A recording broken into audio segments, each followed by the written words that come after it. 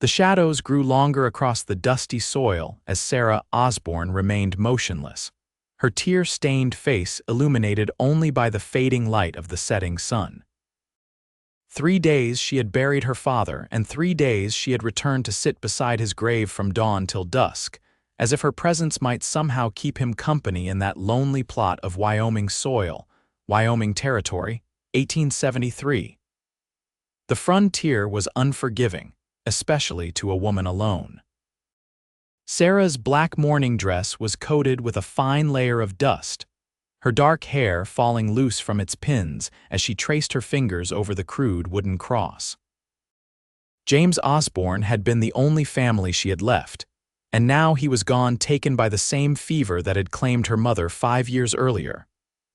At 22, Sarah found herself utterly alone, with nothing but her father's struggling ranch and mountains of debt he'd hidden from her.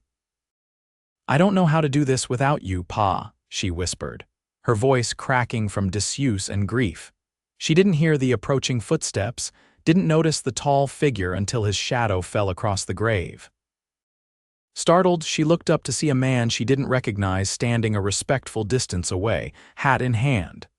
The dying sunlight caught the glint of a sheriff's badge on his vest.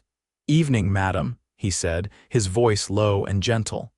"I don't mean to disturb you, but it's getting dark." "These parts ain't safe after nightfall." Sarah stared at him, taking in the weathered face beneath the brim of a well-worn hat. He was perhaps 30, with eyes the color of a summer storm and a face that spoke of hard living and harder choices. A cowboy turned lawman by the look of him. "I'm fine, thank you," she replied stiffly, turning back to the grave. Instead of leaving, the man set down a saddlebag and pulled out a lantern. With practiced movements, he struck a match and lit the wick, placing it gently on the ground beside her. The warm glow pushed back the gathering darkness, casting the grave in a soft, golden light. "Name's Vincent Zavala," he said, not pressing closer. "New sheriff in Pine Ridge. Your father was a good man." Sarah's head snapped up, surprised. "You knew my father?" Vincent nodded, his expression solemn. Not well, but enough to know he didn't deserve what happened to him. A chill ran through Sarah that had nothing to do with the evening air. "What do you mean?" "My father died of fever." The sheriff's hesitation was brief but noticeable. "That's what folks are saying." "Are you saying something different?" Sarah demanded, rising to her feet. She was tall for a woman, but the sheriff still towered over her. "I'm saying there's been strange business happening at ranches around these parts. Your father came to me 3 days before he took ill, said someone was threatening him, trying to force him to sell." Sarah's hands trembled as she brushed the dirt from her skirts. "He never mentioned anything to me. Likely trying to protect you." Vincent glanced toward the darkening horizon. "Miss Osbourne, I don't mean to rush your grieving, but we should get you back to town before full dark. I can bring you back tomorrow if you wish." "I have my horse," she said, gesturing to where her mare was tethered to a nearby oak. "Then I'll ride with you," he replied, his tone making it clear this wasn't a request. These days, it's not wise for anyone to travel alone, least of all a woman. Something in his eyes' concern mixed with determination made Sarah relent. She gathered her shawl around her shoulders and took one last look at her father's grave, now bathed in lantern light. "I'll be back tomorrow, Pa," she whispered. Vincent retrieved his lantern and walked alongside her to where their horses waited. Sarah noticed he kept scanning the horizon, one hand never far from the revolver at his hip. "Is there something you're not telling me, Sheriff?" she asked as he helped her mount her mare. Vincent paused, one foot in the stirrup. "There's trouble brewing, Miss Osbourne. Land disputes, cattle rustling, and now strange deaths. Your father wasn't the first to take suddenly ill after refusing to sell his land. To whom? That's what I aim to find out." He swung into his saddle with the easy grace of a man who'd spent most of his life on horseback. "But first, I'm getting you safely home." The ride back to town was conducted mostly in silence, broken only by the steady rhythm of hoofbeats and Vincent's occasional directions. Sarah found herself studying him when she thought he wasn't looking the straight set of his shoulders. the watchful alertness in his posture, the way his hand still hovered near his gun. "Where are you staying?" Vincent asked as they approached the outskirts of Pine Ridge. "The boarding house on Elm Street, Mrs. Holloway's," he nodded. "I know it, good woman." "I can't stay there forever," Sarah said, more to herself than to him. "I need to return to the ranch soon. Your father's place, you planning to run it yourself?" There was no mockery in his tone, just genuine curiosity. Sarah lifted her chin. "I don't have much choice, it's all I have left." "It's a hard life for anyone, Miss Osbourne, let alone a woman," she finished for him, a hint of defiance in her voice. "I've been helping my father run that ranch since I was 12 years old, Sheriff. I know what needs doing." Vincent didn't argue, but the concerned furrow of his brow spoke volumes. When they reached the boarding house, he dismounted first, then offered his hand to help her down. Sarah hesitated before accepting it, noticing the calluses on his palm and the surprising gentleness of his grip. "Thank you for the escort, Sheriff," she said formally, withdrawing her hand from his. "Vincent," he corrected, "and it was no trouble." He hesitated, then added, "I'd like to ask you some questions about your father when you're feeling up to it. Might help me figure out what's happening around here." Sarah studied him in the dim light from the boarding house windows. There was something honest in his face that made her want to trust him, despite her natural caution. "Tomorrow," she decided. "After I visit Pa's grave," Vincent nodded, "I'll meet you there." He tipped his hat and turned to leave, then paused. "Miss Osbourne," Sarah, she offered. A brief smile touched his lips. "Sarah, lock your door tonight." With that cryptic warning, he mounted his horse and disappeared into the darkness, leaving Sarah with more questions than answers and the lingering warmth of his hand against hers. Morning came with a chill that penetrated Sarah's thin wool coat as she made her way back to the cemetery on the outskirts of town. The sky was overcast, promising rain that the parched earth desperately needed, but that would make her vigil uncomfortable. She carried a small bundle of wildflowers she'd gathered along the way, their vibrant colors a stark contrast to the somber gravestones. Her father's grave looked different in the morning light, less intimidating somehow, but more permanent. Sarah knelt beside it, brushing away leaves that had fallen overnight before placing the wildflowers at the base of the wooden cross. "Morning, Pa," she said softly. "I brought your favorite." She'd spent a restless night pondering Sheriff Zavala's words. The idea that her father might have been murdered, that his death wasn't the cruel hand of fate, but a deliberate act, filled her with both anguish and rage. If someone had taken him from her, she wanted justice. Lost in thought, Sarah didn't notice the approach of hoofbeats until a horse whinnied nearby. Looking up, she expected to see Vincent, but instead found herself facing 3 mounted men she didn't recognize. Something about their posture, the way they loomed over her, sent a chill down her spine. "Well, look what we have here," said the one in front, a heavy-set man with a pockmarked face and cold eyes. The Osbourne girl paying respects. Sarah stood slowly, keeping her expression neutral despite the fear creeping through her. "Can I help you gentlemen with something?" The leader chuckled, the sound devoid of humor. "Heard you might be thinking of hanging onto your daddy's ranch. That right?" "My father's property is my business," Sarah replied, taking a step backward. "See, that's where you're wrong." The man dismounted, his spurs jingling as he approached. "Your daddy owed a lot of money. More than that worthless patch of dirt is worth. Mr. Harrison's being generous, offering to take it off your hands and clear the debt." Sarah's mind raced. Harrison. The name was vaguely familiar, a wealthy cattle baron who'd been buying up land throughout the territory. "I don't recall any debt to Mr. Harrison." "Well, ain't that a shame?" the man said, now close enough that Sarah could smell tobacco and whiskey on his breath. "Because he sure remembers it. Just like he remembered your daddy's stubbornness." The threat hung in the air between them, unspoken but clear. Sarah's hand tightened around the small knife she kept in her pocket, a gift from her father, who'd insisted she always carry protection. It would be of little use against 3 armed men, but she'd go down fighting if needed. "I think the lady's made herself clear." Vincent's voice cut through the tension like a knife. He approached on foot, leading his horse, his badge catching the morning light. "You boys are trespassing on hallowed ground." The leader's face contorted in annoyance, but he stepped back. "Just having a friendly conversation, Sheriff. Didn't sound friendly to me." Vincent positioned himself between Sarah and the men. "Miss Osbourne isn't interested in selling. I suggest you take that message back to Harrison." The men exchanged glances, clearly weighing their options. Finally, the leader shrugged. "Have it your way, for now." He turned to Sarah with a cold smile. "Think about it, Miss Osbourne. Hate to see another tragic accident befall your family."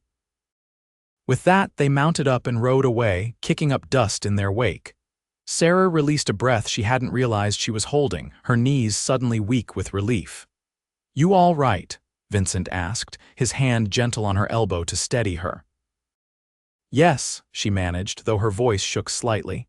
"Thank you for your timely arrival." His expression darkened. "I was coming to meet you as promised, didn't expect to find Harrison's men here." He guided her to sit on a nearby bench, giving her time to collect herself. "Did they threaten you?" "Not directly, but the implication was clear enough." Sarah looked up at him, determination replacing fear. "They mentioned my father's accident. Sheriff Vincent, I need to know what happened to him." Vincent sat beside her, his hat in his hands. "I don't have proof yet, but I believe your father was poisoned. 3 other ranchers who refused to sell to Harrison have died suddenly in the past 6 months, all diagnosed as natural causes: fever, heart failure." "But you don't believe it." "No, I don't." He met her gaze directly.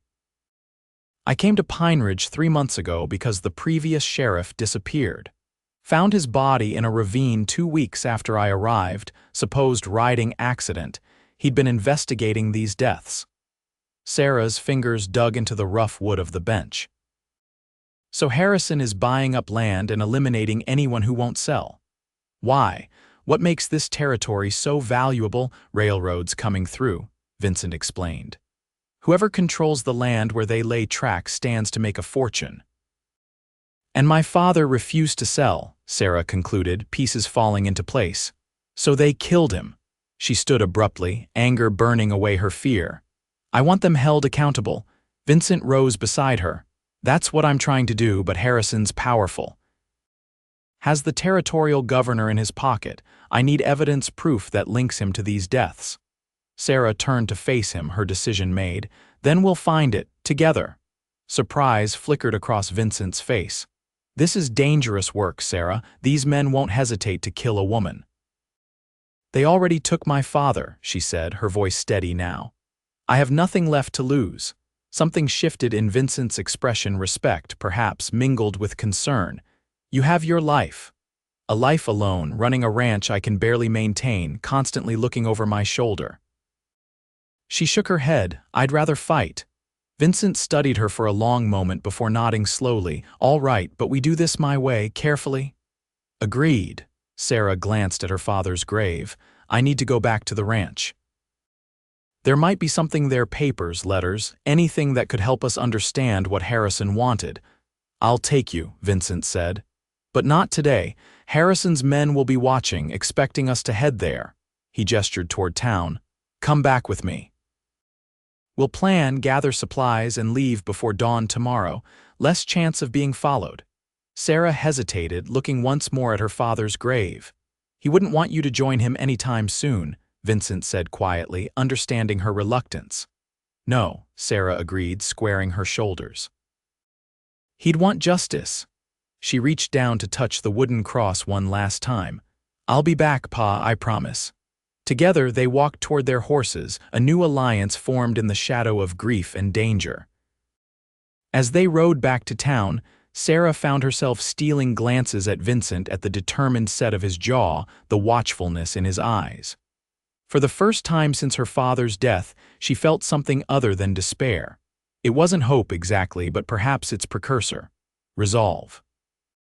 The Osbourne ranch sat nestled in a valley 15 miles outside Pine Ridge, sheltered by pine-covered hills to the north and bordered by a creek to the south.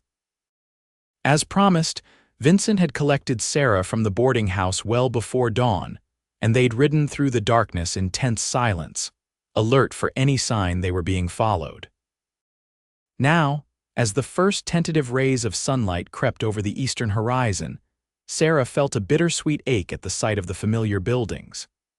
The main house, a modest two-story structure her father had built with his own hands, stood alongside a barn, corral, and various outbuildings. Without regular maintenance these past weeks, the place already showed signs of neglect. A loose shutter banging in the breeze, weeds sprouting around the porch steps, the vegetable garden withering from lack of attention. "Home," Sarah murmured, more to herself than to Vincent. He surveyed the property with a critical eye. Defensible position, good sight lines. He nodded toward the hills. Anyone approaching would be visible for quite a distance.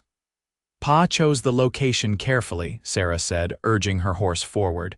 He fought in the war between the states. Said he'd never again sleep somewhere he couldn't see danger coming. They dismounted in front of the house, both scanning their surroundings before Vincent gestured for Sarah to wait while he checked inside. She watched as he drew his revolver and disappeared through the front door, returning minutes later with a nod. All clear. The interior of the house was exactly as Sarah had left it weeks ago when she'd rushed her father to town at the first signs of his illness. Dishes still sat unwashed in the kitchen basin. Her father's pipe rested on the arm of his favorite chair. A half-completed piece of embroidery lay abandoned on the side table. Time had stopped here while continuing elsewhere, and the dissonance made Sarah's chest tighten. "Where would your father keep important papers?" Vincent asked, his voice gentle but focused. Sarah shook off her melancholy. "His bedroom. He had a locked chest under the bed." The chest proved difficult to locate, having been pushed far against the wall, but eventually they managed to drag it out. It was a solid wooden box reinforced with iron bands, secured with a substantial padlock. "You have the key?" Vincent asked. Sarah shook her head. "Pa always wore it on a chain around his neck." Her voice faltered. They buried him with it." Vincent considered the lock for a moment, then reached for his boot, extracting a small set of picks. At Sarah's surprised look, he offered a rueful smile, skills from a misspent youth. "Before I took up the badge." It took several minutes of careful manipulation before the lock finally yielded with a satisfying click. Sarah held her breath as Vincent lifted the lid, revealing neatly organized stacks of papers, a small leather-bound journal, and a velvet pouch. "Let's go through it downstairs," Sarah suggested. "Better light." They spread the contents across the kitchen table. Most of the papers were deeds, bills of sale, and correspondence related to the ranch's operation. Vincent focused on recent letters while Sarah opened the journal, recognizing her father's cramped handwriting. "Here," she said after several minutes of reading.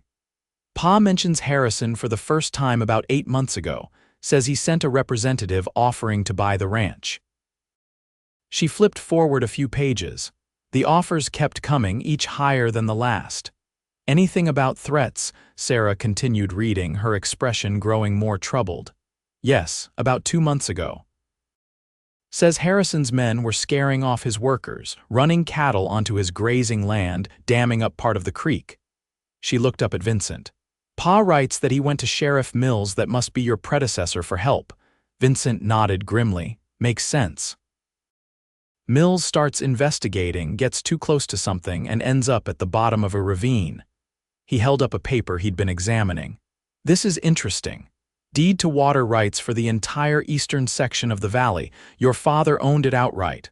"Water rights?" Sarah frowned. "That's valuable, but enough to kill over, out here, absolutely." Vincent set the deed aside carefully. "Railroad needs water for steam engines. Cattle need water to survive. Control the water, control everything." Sarah turned back to the journal, flipping to the final entries. "The last thing Pa wrote was 4 days before he got sick. Says Harrison came in person this time." Her voice tightened. "Threatened me specifically, said accidents happen to stubborn girls." Vincent's jaw clenched. "Your father went to see me the next day." Said he had proof Harrison was behind the other deaths but wanted to gather one more piece of evidence before showing me. He shook his head. Never got the chance. He doesn't say what the proof was, Sarah said, frustration evident in her voice as she closed the journal, or where he kept it. They continued searching through the papers, finding nothing conclusive until Sarah reached for the small velvet pouch. Inside was a silver pocket watch and a folded slip of paper. The watch had been her grandfather's, passed down to her father, an heirloom he'd treasured. The paper, however, was unfamiliar. Sarah unfolded it carefully, revealing a hastily scrawled note in handwriting she didn't recognize. J shipment arrives Tuesday. 5 crates marked as farm equipment, same as before. Payment upon delivery. Destroy this. H. Vincent read over her shoulder. H for Harrison, and your father's name was James, Sarah nodded. What shipment? What payment? Good question. Vincent took the note, examining it closely. Paper's good quality, expensive. He pointed to a faint impression in one corner. This is a watermark from the Grand Hotel in Cheyenne. Harrison has a permanent suite there. Does this help us? It doesn't explicitly mention murder or threats. It's something, Vincent said. Harrison is careful, never does his own dirty work, but this connects him directly to your father in some kind of transaction he wanted kept secret. He pocketed the note. We need more, though, something that ties Harrison to the deaths. Sarah was about to respond when a noise from outside caught her attention, the distinctive sound of approaching horses. Vincent moved to the window, peering through the curtains. 3 riders, he reported quietly, his hand moving to his gun. Harrison's men from yesterday. Sarah's heart pounded. They must have been watching the town, saw us leave. Vincent quickly gathered the most important papers, including the water rights deed and her father's journal. Is there a back way out of here? Through the kitchen, but our horses are out front. There are 2 in the barn, Vincent said. Saw them when I checked the property. Sarah shook her head. They're both old plow horses, won't outrun anybody. Vincent considered for a moment. Then we don't run, we hide, let them search, and hope they leave.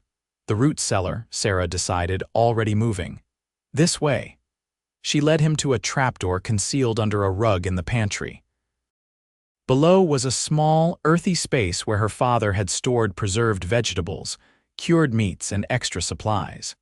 It was cramped, musty, and dark, but it would have to do. They descended quickly, Vincent pulling the trapdoor closed above them just as they heard the front door crash open. In the pitch darkness, Sarah found herself pressed against Vincent's solid form, his arm around her protectively as they listened to the heavy footfalls overhead. Check everywhere, a voice ordered. Boss wants those papers, and if you find the girl or the sheriff, well, accidents happen. Sarah's breathing quickened, fear threatening to overwhelm her. Vincent's arm tightened around her, his breath warm against her ear as he whispered, steady. I've got you. For what seemed like hours, they remained frozen in place, listening to the sounds of the house being systematically torn apart. Furniture crashed to the floor, glass shattered, boots stomped from room to room. At one point, the footsteps came directly overhead, pausing near the pantry. Sarah held her breath, her fingers digging into Vincent's arm. Then, mercifully, the steps moved on. Eventually, the noises faded, replaced by the sound of horses riding away. Still, Vincent insisted they wait longer, making sure it wasn't a trick to draw them out. When he finally pushed open the trapdoor and helped Sarah up into the sunlight streaming through the kitchen window, the devastation was shocking. The house had been ransacked, drawers emptied onto the floor, furniture upended, even floorboards pried up in places. Sarah stood amidst the wreckage of her childhood home, a wave of helpless anger washing over her. They'll pay for this, she said, her voice low and fierce. All of it. Vincent surveyed the damage grimly. They didn't find what they were looking for. That gives us an advantage. He turned to her. But it's not safe here anymore. We need to leave, find somewhere to regroup.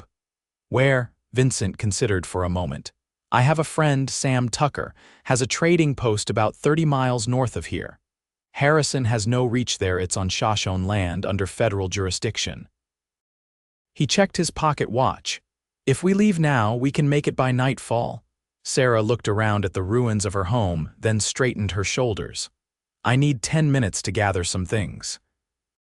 Despite the destruction, Sarah managed to locate a few essential items: clothing, her father's spare revolver and ammunition, a small framed photograph of her parents on their wedding day. She changed quickly from her dress into more practical riding clothes. Trousers, boots, and a flannel shirt that had belonged to her father, all kept in a trunk the intruders had overlooked. When she emerged from the bedroom, Vincent raised an eyebrow at her attire but offered no comment beyond a practical nod of approval. "Ready?" he asked. "Yes," Sarah replied, taking one last look at the home she'd known all her life. "Let's go." They rode hard through the day, keeping to less traveled paths and forest cover where possible. Vincent led the way, constantly alert, occasionally doubling back to ensure they weren't being followed. By late afternoon, dark clouds had gathered, and soon a steady rain began to fall, soaking them but also obscuring their tracks, a blessing in disguise. As dusk approached, they crested a ridge, and Vincent pointed to a cluster of buildings nestled in a protected valley below. Smoke rose from a stone chimney, and lamplight glowed in the windows of the largest structure. "Tucker's trading post," he announced. "We'll be safe there." Sarah, exhausted and chilled to the bone, could only nod in relief. The prospect of warmth and shelter after the day's ordeals was almost overwhelming. The trading post turned out to be larger than it had appeared from a distance, a main building that served as store, saloon, and gathering place, flanked by several smaller cabins and a substantial stable. As they approached, a tall figure emerged onto the covered porch, rifle in hand. "That's far enough," a deep voice called out. Vincent raised his hands slightly. "It's Vincent Zavala, Sam, sheriff from Pine Ridge." The figure lowered his rifle. "Vince, that really you? Get on up here, man." As they drew closer, Sarah could make out a broad-shouldered man with dark hair streaked with gray and a neatly trimmed beard.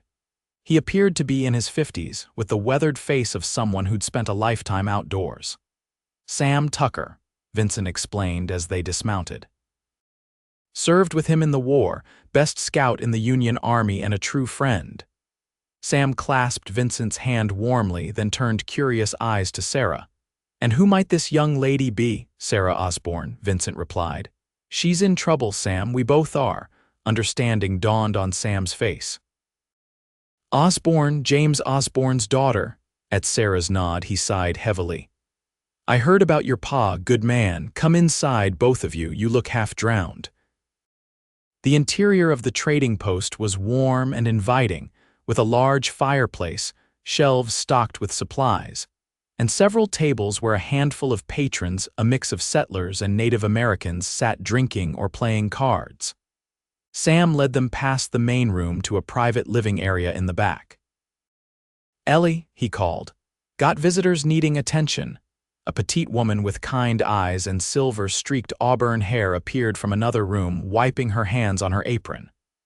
"Mercy, you two are soaked through. Sam, fetch them blankets while I heat some stew."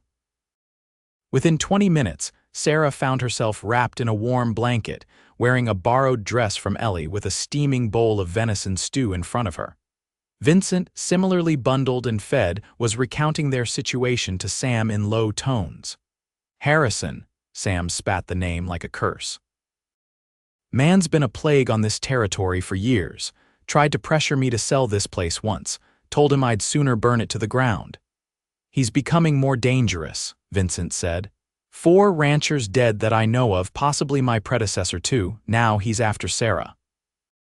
"For her water rights," Sam nodded. "Smart of your pa to secure those," he added to Sarah. "Water's life out here." "We have some evidence," Vincent continued, producing the papers they'd salvaged, "but nothing concrete enough to bring charges." Sam examined the note they'd found in the velvet pouch. "This shipment he mentions, any idea what it was?" Sarah shook her head. "I've been trying to remember anything unusual, any deliveries, but nothing comes to mind." "Wait," Vincent sat up straighter. Your father's journal mentioned Harrison's men running cattle onto his land. What if it wasn't just harassment? What if they were hiding something there? Like what? Sarah asked. Weapons, maybe, Sam suggested. There's been trouble with arms dealers selling to both settlers and tribes, stirring up conflict. Territorial governor issued a ban 6 months ago. Or something else entirely, Vincent mused. The note mentioned farm equipment, but that could be code for anything. Ellie, who had been listening silently, spoke up.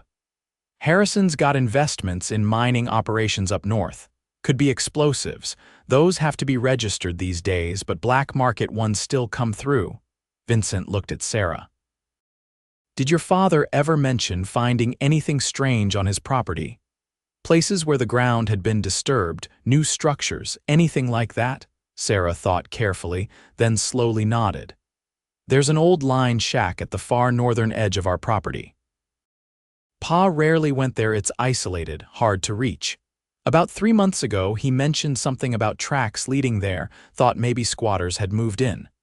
She frowned, trying to remember more details. He was going to check it out, but then the creek needed attention after a storm, and I don't know if he ever did. Vincent and Sam exchanged meaningful looks. That could be it, Vincent said.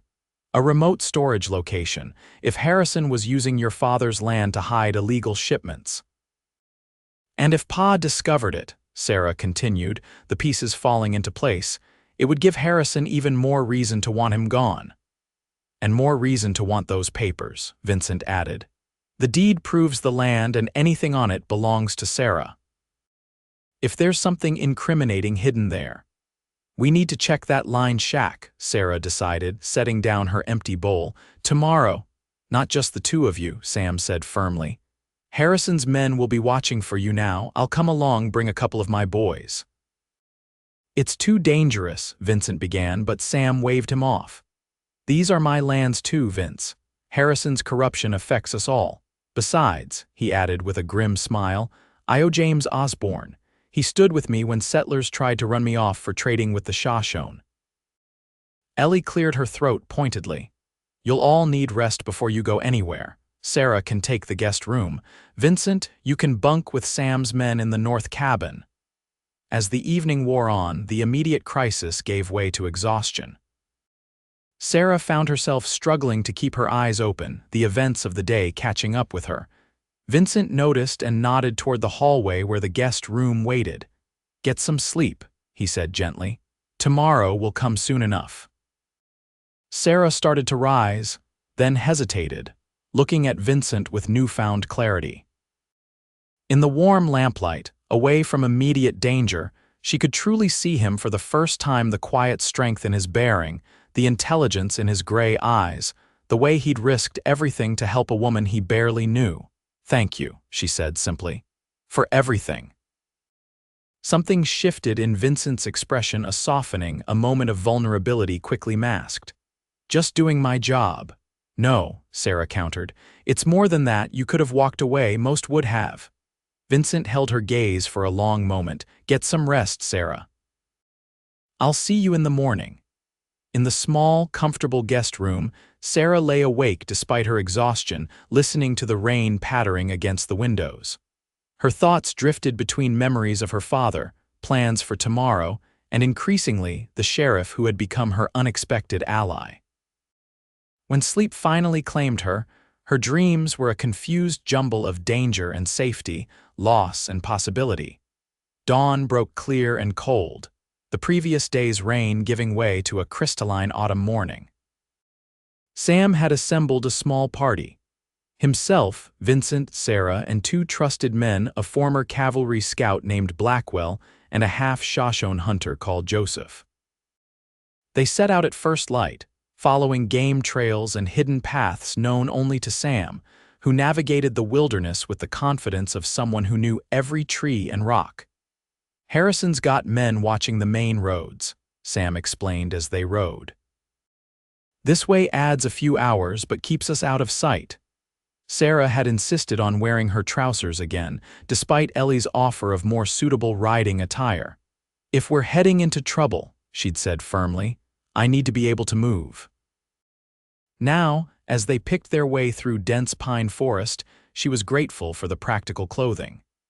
The journey was arduous, with steep inclines, fallen trees to navigate around, and streams to ford. By midday, they'd covered perhaps half the distance to her father's ranch.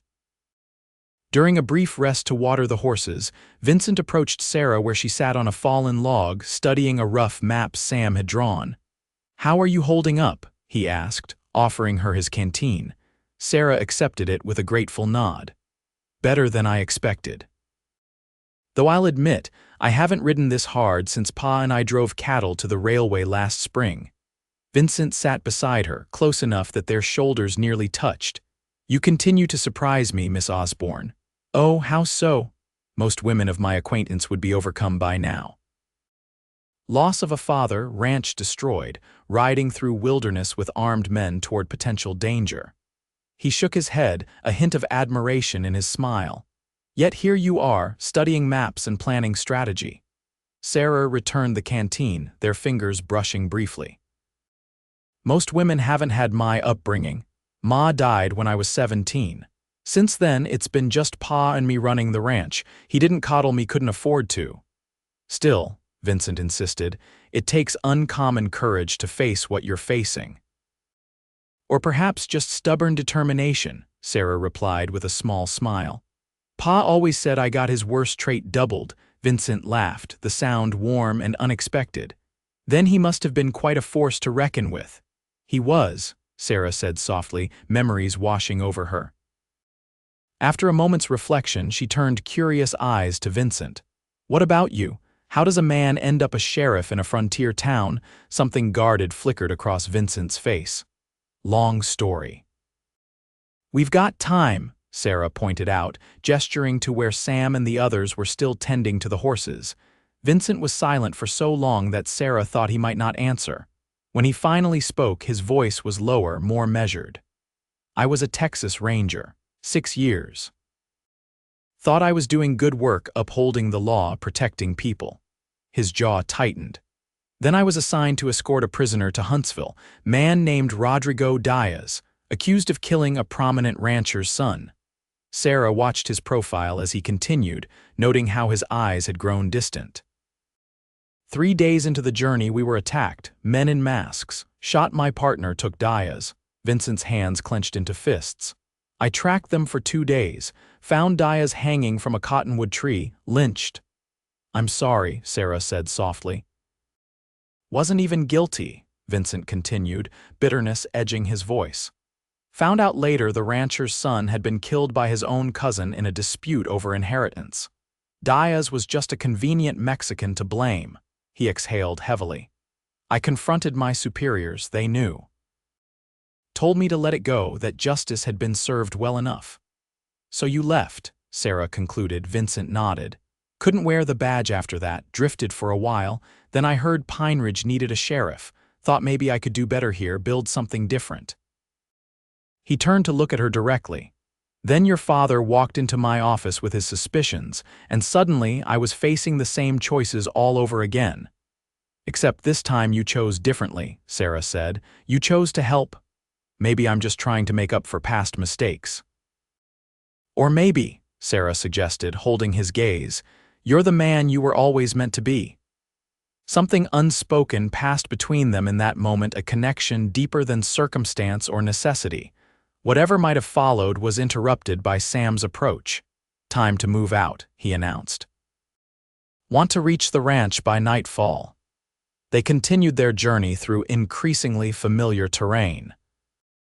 As the afternoon wore on, Sarah recognized landmarks from her childhood, a distinctive rock formation her father had called God's Anvil, a bend in the creek where she'd learned to swim, the ancient oak tree where she'd once hidden for hours playing games with the ranch hand's children.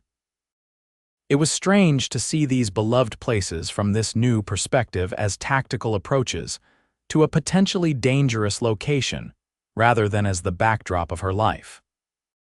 Every ridge they crested made her heart beat faster, both from the anticipation of returning home and from the fear of what they might find there. The sun was beginning its descent when Sam signaled for them to halt in a dense thicket. Ranch is just beyond that next rise, he whispered. Need to approach carefully from here. Joseph, circle around east and make sure we're alone. The half-Shoshone man nodded silently and disappeared into the underbrush with unsettling ease. The rest of them waited, tense and watchful, until he returned 15 minutes later. 2 men at the main house, Joseph reported in a low voice. Armed, 1 more in the barn. Harrison's men, Vincent muttered, must be watching in case we return, Sam nodded. And the line shack, no one visible but smoke from the chimney, someone's there. Sarah leaned forward. The shack is about a mile north of the main buildings, in a small clearing surrounded by pines. There's only one approach unless you know the property well. Which we do, Sam said with a grim smile. Joseph, take Blackwell and create a diversion at the main house. Nothing too obvious, just enough to keep those men occupied. The rest of us will check the line shack. As dusk gathered, they split up as planned. Sarah led Vincent and Sam on a circuitous route through the woods, avoiding the open pastures where they might be spotted. The light was fading fast by the time the small wooden structure came into view, nestled against a rocky hillside.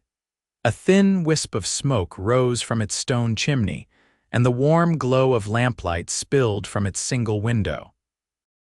A horse was tethered outside, confirming Joseph's report that someone was indeed there. 1 person, probably, Vincent whispered as they concealed themselves in the tree line. Guard, or someone taking inventory, Sam suggested. Either way, we need to get inside that shack. Vincent turned to Sarah. Stay here while we know, Sarah interrupted firmly. This is my father's land, I'm coming with you. Vincent looked like he might argue but seemed to think better of it. Stay behind me then, both of you. With practiced stealth, Vincent approached the shack, revolver drawn. Sam flanked from the other side while Sarah followed several paces behind, her father's pistol gripped tightly in her trembling hand. When they reached the door, Vincent held up 3 fingers, counting down silently before kicking it open. Don't move, he shouted as they burst inside. The sole occupant, a thin man with a pencil mustache and clerk's spectacles, dropped the ledger he'd been writing in and threw his hands up in panic. Don't shoot, please.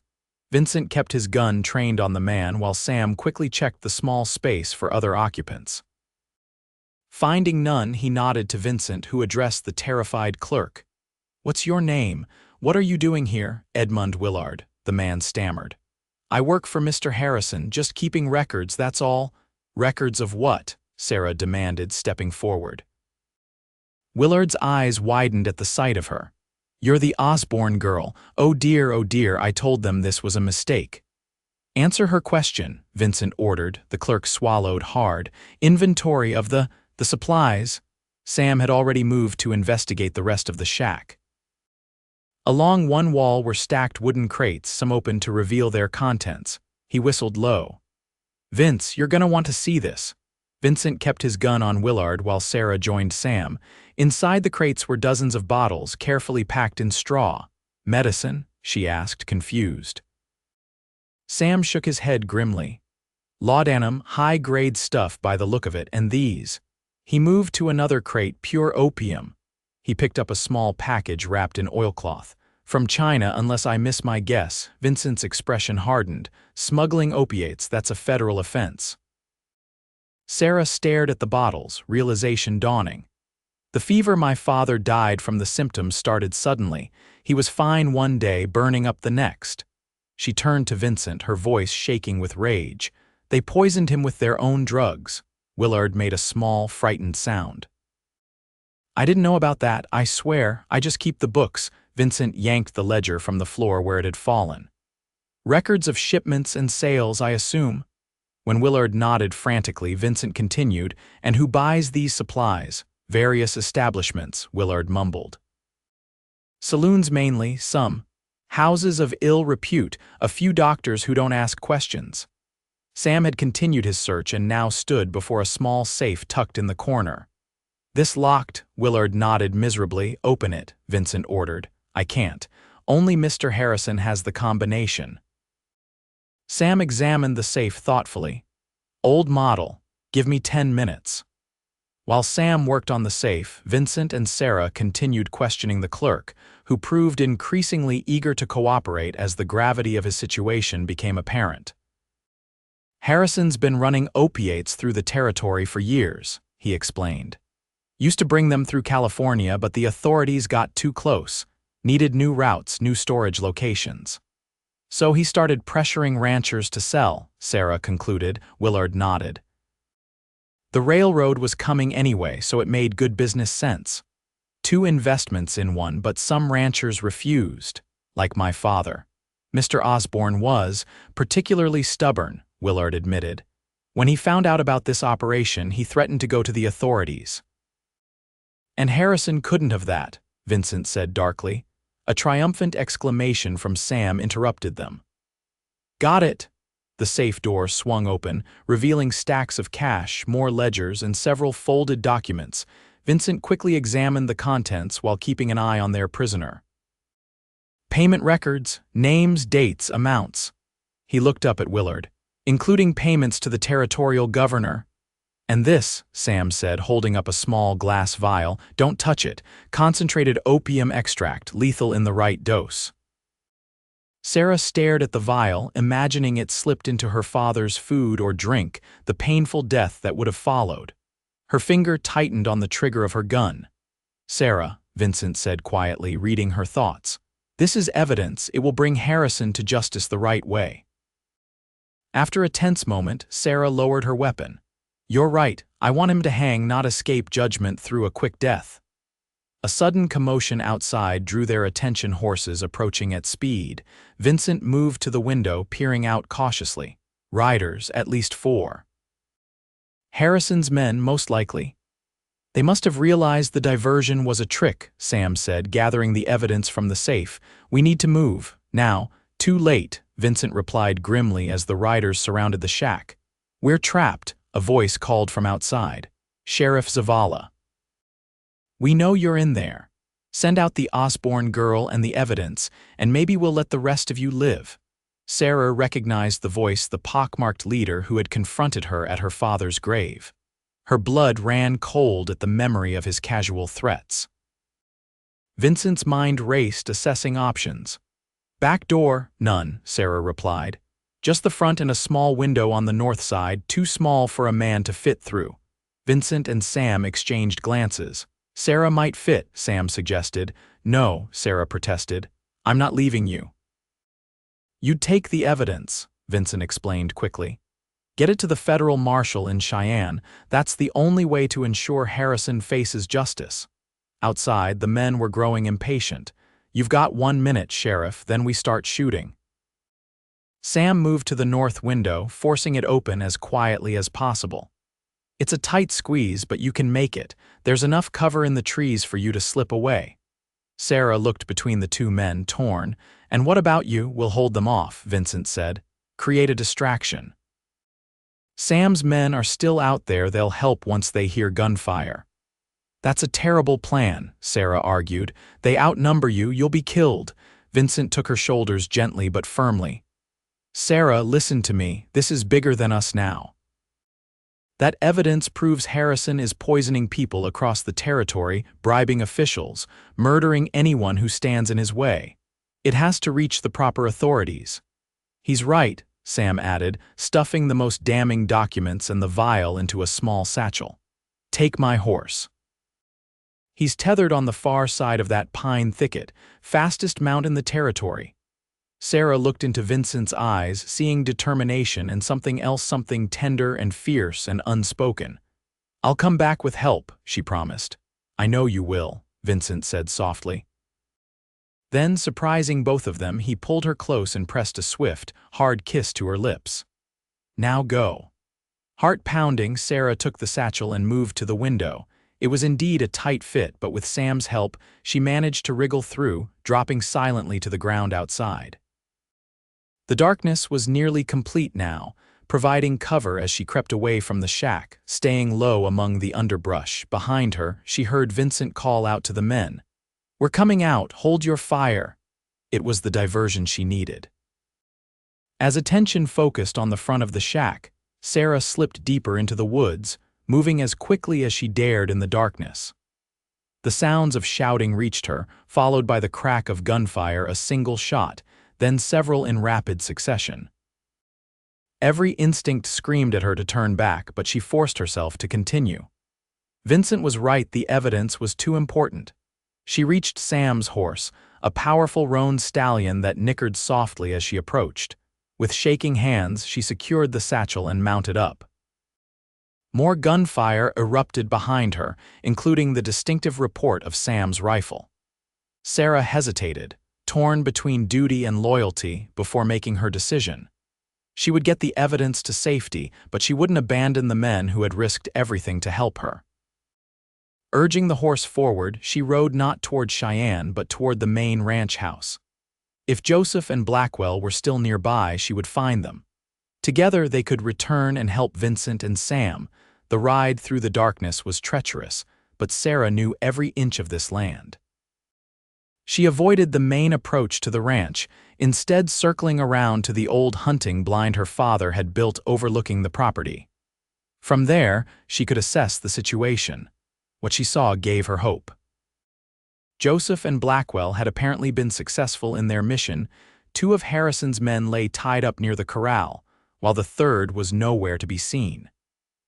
Better still, the distinctive shapes of 3 additional horses told her that Joseph and Blackwell had been joined by more of Sam's men. Sarah whistled softly 3 short notes that her father had taught her to signal friends in the woods. Moments later, Joseph appeared beside her horse, moving with his characteristic silence. "Miss Osbourne," he greeted her. "Sam and the sheriff." "Trapped at the line shack," Sarah explained quickly. "Harrison's men have them surrounded. We need to help." Joseph nodded. "5 of us now. Good odds." He gestured for her to follow him back to the others. Blackwell was there with 2 more men Sarah recognized from the trading post. She quickly explained the situation while securing the evidence satchel inside her father's old hunting jacket. "We'll approach from multiple directions," Blackwell decided. "Create confusion. Miss Osbourne, you should stay." "I'm coming," Sarah interrupted, her tone brooking no argument. "I know the land better than any of you, and I can shoot." She checked her father's revolver. "Besides, I owe these men." Blackwell studied her for a moment, then nodded. "Stay with Joseph. Do exactly as he says." They moved out immediately, splitting into 3 groups to surround the line shack.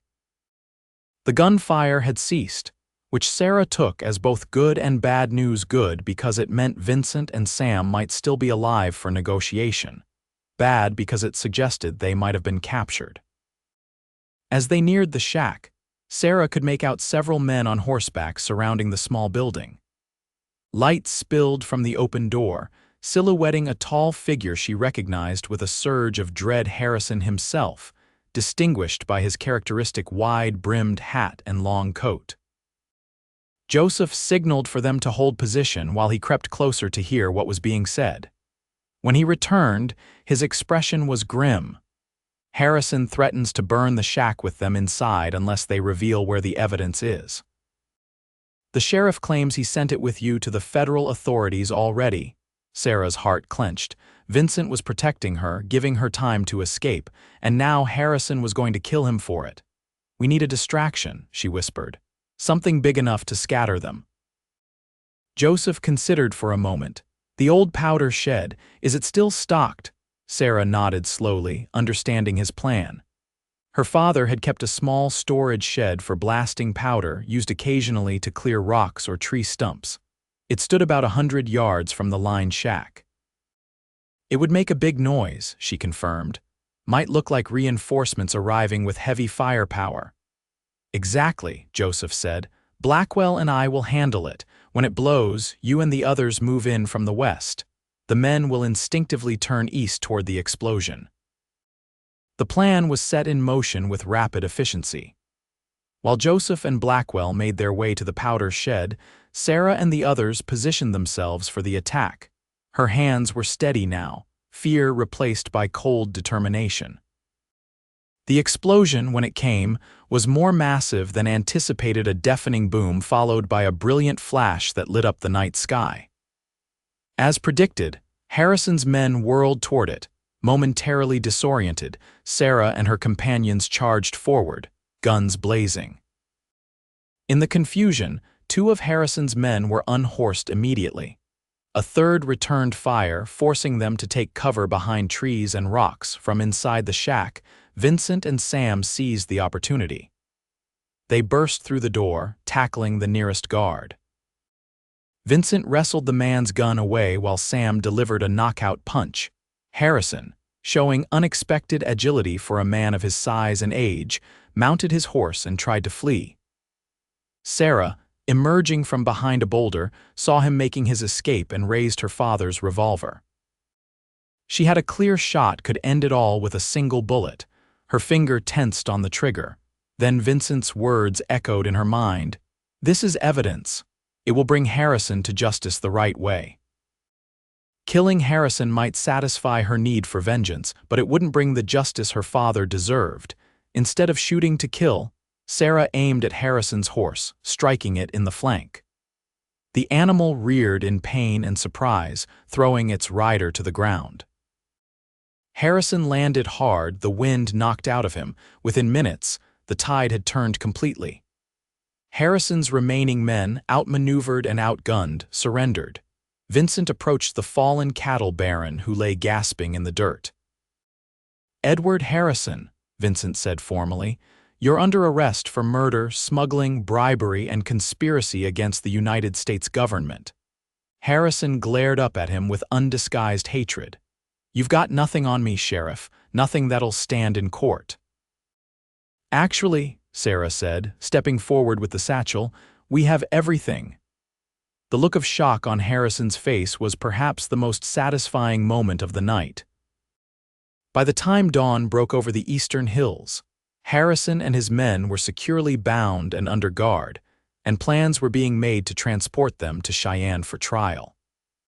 Sarah, exhausted but unable to rest, found herself standing on the porch of her family's home, watching the sunrise paint the land in shades of gold and amber. This was her legacy, the soil her father had worked, the home he had built, the life he had envisioned for them both. Now it was hers alone to preserve or relinquish.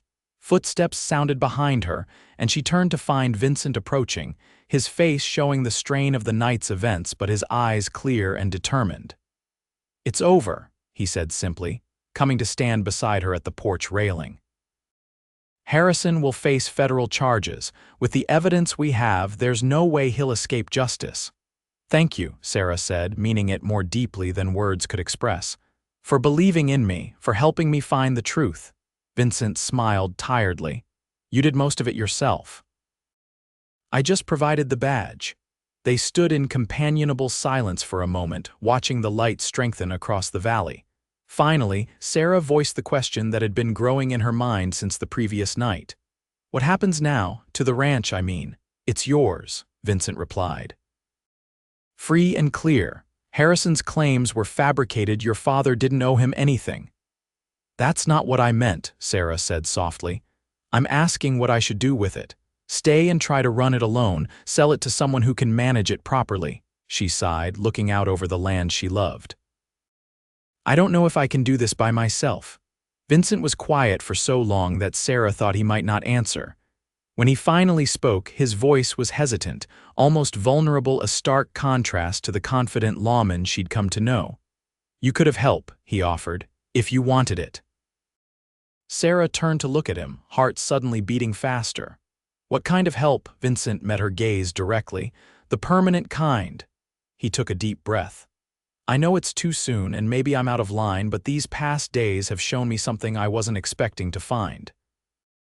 "You're the bravest, most determined woman I've ever met, Sarah Osbourne." "Vincent, let me finish," he said gently. "I'm not asking for anything right now, just consider the possibility that maybe when the time is right we could build something here, together."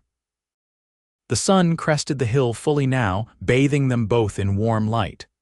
Sarah studied Vincent's face, the strong line of his jaw, the sincerity in his eyes, the way he looked at her not with pity for her losses but with respect for her strength. "I think," she said carefully, "that I'd like that. Not right away, but someday."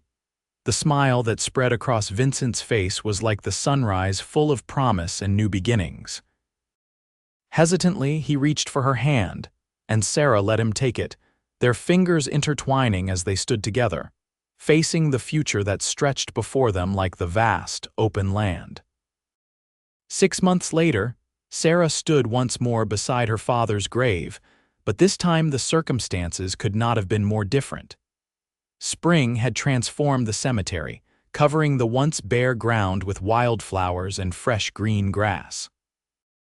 The wooden cross had been replaced by a proper headstone, engraved with James Osbourne's name and the words, "Beloved father, honest man, seeker of justice." He would have liked that last part, Vincent said, coming to stand beside her.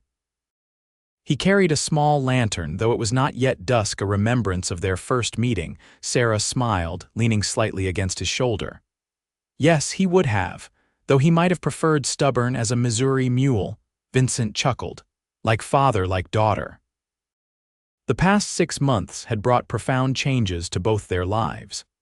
Harrison's trial had been swift and conclusive, resulting in a hanging that Sarah had chosen not to witness. Vincent had testified extensively, earning commendation from the federal authorities for his role in breaking up one of the largest opium smuggling operations in the territory. Sarah had stayed at Tucker's trading post during the trial, helping Ellie while considering her future. When it was over, she had returned to the ranch with a new perspective and renewed determination. With Sam and Joseph's help, she'd hired reliable hands and begun the process of rebuilding what Harrison's men had damaged. Vincent had remained in Pine Ridge at first, fulfilling his duties as sheriff while riding out to the ranch whenever possible. Their friendship had deepened gradually into something more careful, tender, respectful of Sarah's grief and the newness of their feelings. 2 months ago, he had formally asked permission to court her. Sarah had laughed at the outdated gesture before accepting with a kiss that left no doubt about her feelings. Now, as they stood by her father's grave, Vincent seemed unusually nervous, fidgeting with something in his pocket. "I've been offered a new position," he said suddenly. "Federal Marshal for the Northern Territory." Sarah turned to him, surprised. "That's a great honor. Congratulations." "I haven't accepted yet," he continued. "It would mean more travel, more responsibility." He paused, studying her face. "But also more ability to ensure that what happened to your father never happens to anyone else." "You should take it," Sarah said without hesitation. "It suits you, the broader jurisdiction, the greater authority to do good." Vincent nodded slowly. "I thought you might say that. But there's something else to consider." He took a deep breath. "The position comes with a house in Cheyenne, a good one with room for a family." Sarah's heart quickened. "Vincent, I know the ranch is your legacy," he continued quickly. "I would never ask you to give it up entirely.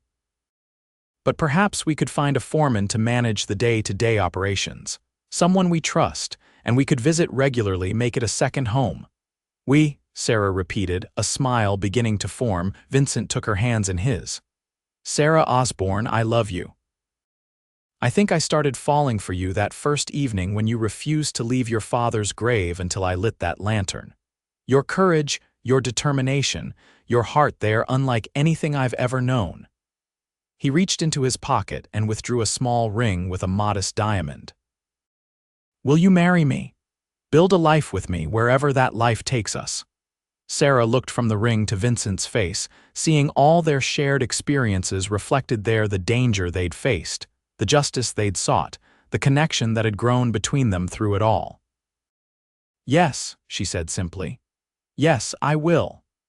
Vincent slipped the ring onto her finger, his hands trembling slightly. Then he pulled her close and kissed her deeply, there beside her father's grave where their story had begun. When they finally parted, Sarah rested her forehead against his. "Pa would have liked you, you know, once he got past the intimidating sheriff part." Vincent smiled. "I hope so. I'd like to think I've earned his approval." "You brought his killer to justice," Sarah said softly. "You protected his daughter, you helped save his land." "I'd say that's approval earned." They stood together as the afternoon began to wane, the sun casting long shadows across the cemetery.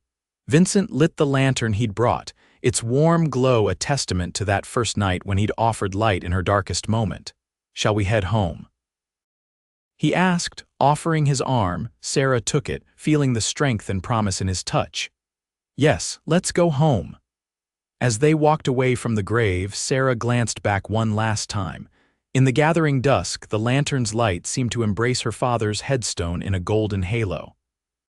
She could almost hear his voice on the breeze, gruff but tender. "That's my girl, strong as they come." With Vincent beside her, Sarah turned toward the future they would build together, a future founded on justice, strengthened by love, and illuminated by the light they had found in each other when darkness had threatened to consume them both. 1 year to the day after Vincent had proposed, Sarah Osbourne became Sarah Zavala in a simple ceremony held on the front porch of her family's ranch. The property had been transformed under their care, fences mended, buildings repaired, fields cultivated with new purpose. Sam Tucker served as best man, while Ellie stood as Sarah's matron of honor. The celebration afterward lasted well into the night, with ranch hands, townspeople, and friends from near and far joining in the festivities. Their life together unfolded with both challenges and joys. Vincent excelled in his role as federal marshal, bringing law and order to places long plagued by corruption. Sarah divided her time between their Cheyenne home and the ranch, which flourished under the management of Joseph, who had proven to have a natural talent for ranching. 2 years after their wedding, their first child was born, a daughter they named Jamie, in honor of Sarah's father. She grew into a spirited girl with her mother's determination and her father's sense of justice. A son followed 3 years later, named Samuel after the friend who had stood by them in their darkest hour. The Osbourne Ranch remained in the family, becoming not just a working cattle operation but also a gathering place where the Zavalas spent summers and holidays, teaching their children to ride, to respect the land, and to understand the legacy of courage and conviction they had inherited. On the anniversary of James Osbourne's death each year, the family would visit his grave together. Vincent would always bring a lantern, lighting it as dusk fell, a tradition that began as a remembrance but evolved into a celebration of how light can be found even in the darkest moments. And sometimes, when the children were asleep and the night was quiet, Sarah and Vincent would sit on the porch of the ranch house, hand in hand, watching the stars emerge above the land they both loved. In those peaceful moments, they would remember how their journey began with grief and danger, and a lantern's glow, and marvel at the path that had led them to this place of profound contentment. "Did you ever imagine, that first night at my father's grave, that we'd end up here?" Sarah would ask, leaning her head against her husband's shoulder, and Vincent, pressing a kiss to her temple, would always answer the same way. "No, but I'm grateful every day that I stopped to light that lantern."